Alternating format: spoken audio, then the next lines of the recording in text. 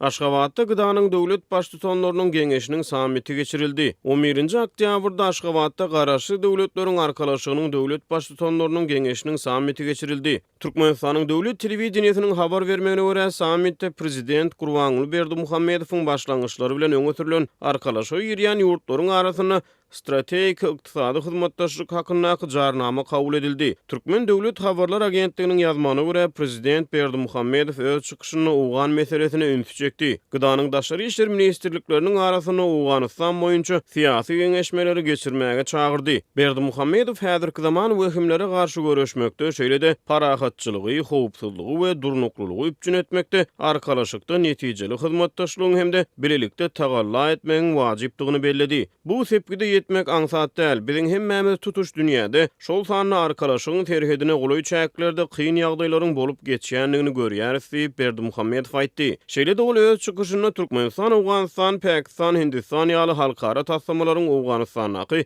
syýasy, ykdysady we ynsanperwerçilik meseleleri bilen bagly soraglary çözmekde goşokdugyny belledi. Gıda agza ýurtlaryň döwlet başçylarynyň sammitiniň çäklerine Rus prezidenti Türkmen kardeşi bilen iki çäk duşuşdy. Putin Aşgabatda Berdimuhammedow bilen geçiren iki çäk duşugyny Türkmenistan bilen Russiýa Federasiýasynyň arasyna söwda dolanşygynyň soňky 7 aýyň dowamyny 62% ýokarlanyny aýtdy. Interfax habar agentliginiň habar bermegine görä, Putin bilen Berdimuhammedow duşuşdukdan soň birlikde beýanat ýaýratdy. Onu iki lider halkara jemgyýetçiligini öz başlyk ýurtlaryň içerki işlerine maglumat tehnologiýalary arkaly gatnaşylmagynyň öňüne geçmäge çagyrdy. Sammitiň soňunda prezident Berdimuhammedow Gıdanyň ýerine ýetiriji komitetiniň başlygy Sergey Lebedew we bitaraplyk ordenini gowşurdy.